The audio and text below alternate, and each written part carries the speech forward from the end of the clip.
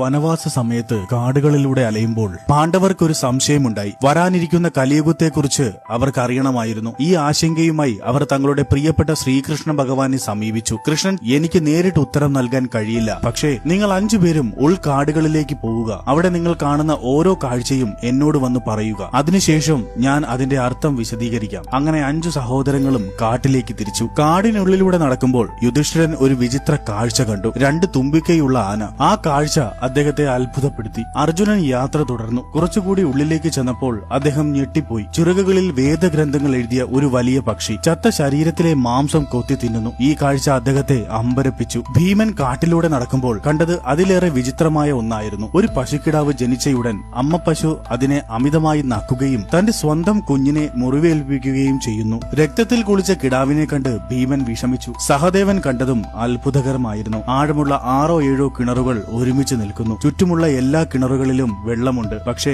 നടുവിലുള്ള കിണർ പൂർണ്ണമായും വരണ്ടുണങ്ങിയിരിക്കുന്നു. നകുലൻ കണ്ട കാഴ്ച ഇവയിൽ ഏതിനേക്കാളും ദുരൂഹമായിരുന്നു. ഒരു വലിയ പാറ മലമുകളിൽ നിന്ന് താഴേക്ക് ഉരുണ്ടുവരുന്നു. വഴിയിലെ കൂറ്റൻ മരങ്ങളെയും കല്ലുകളെയും തകർത്ത് അത് മുന്നോട്ട് കുതിച്ചു. എന്നാൽ അവസാനം ഒരു ചെറിയ ചെടിയിൽ തട്ടിയപ്പോൾ ആ ഭീമാകാരമായ പാറ നിശ്ചലമായി. നകുലന് താൻ കണ്ടതിനെ വിശ്വസിക്കാനായില്ല. വൈകുന്നേരം 5 സഹോദരങ്ങളും ശ്രീകൃഷ്ണന്റെ അടുത്തെത്തി. തങ്ങൾ കണ്ട കാഴ്ചകൾ വിവരിച്ചു. ഭഗവാൻ ശ്രീകൃഷ്ണൻ ശാന്തനായി എല്ലാം കേട്ടു. എന്നിട്ട് ഓരോന്നിനും വ്യാഖ്യാനങ്ങൾ നൽകി. യുധിഷ്ഠിര, നീ കണ്ട 2 തുമ്പിക്കൈയുള്ള ആന കലിയുഗത്തിലെ ഉന്നതിയിലിരിക്കുന്നവരെയും സാധാരണക്കാരെയും സൂചിപ്പിക്കുന്നു. അവർ ഇരുവശത്തു നിന്നും ആളുകളെ ചൂഷണം ചെയ്യും. അവർ പറയുന്നതൊന്ന്, പ്രവർത്തിക്കുന്നത് മറ്റൊന്ന്. മനസ്സിൽ ഒന്ന് വെച്ച് പ്രവൃത്തിയിൽ മറ്റൊന്ന് കാണിക്കുന്നവരായിരിക്കും.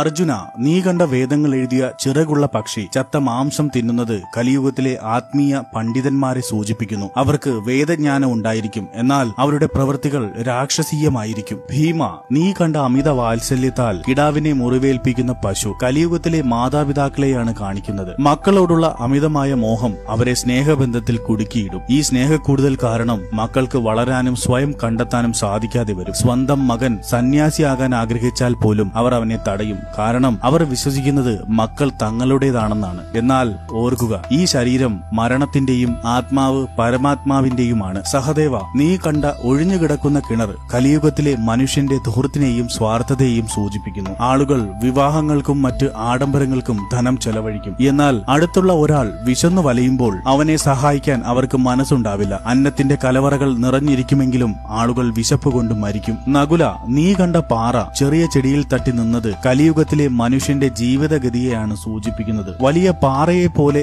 മനുഷ്യന്റെ മനസ്സും താഴേക്ക് പോകും, അധപതിക്കും. ധനം കൊണ്ടോ അധികാരത്തിന്റെ വലിയ മരങ്ങൾ കൊണ്ടോ ഈ അധപതനത്തെ തടയാൻ കഴിയില്ല. എന്നാൽ ഭക്തിയുടെ, അതായത് ഹരിനാമജപത്തിന്റെ ഒരു ചെറിയ ചെടിക്ക് ഈ വീഴ്ചയെ തടയാൻ സാധിക്കും. അതുകൊണ്ട് കലിയുഗത്തിൽ മോക്ഷം നേടാനുള്ള ഏക മാർഗം ഹരിഭജനം മാത്രമാണ്. ഭഗവാൻ ശ്രീകൃഷ്ണന്റെ വാക്കുകൾ കേട്ട് പാണ്ഡവർ അത്ഭുത സ്തംഭതരായി നിന്നു. കലിയുഗത്തിന്റെ യഥാർത്ഥ സ്വഭാവം അവർക്ക് മനസ്സിലായി.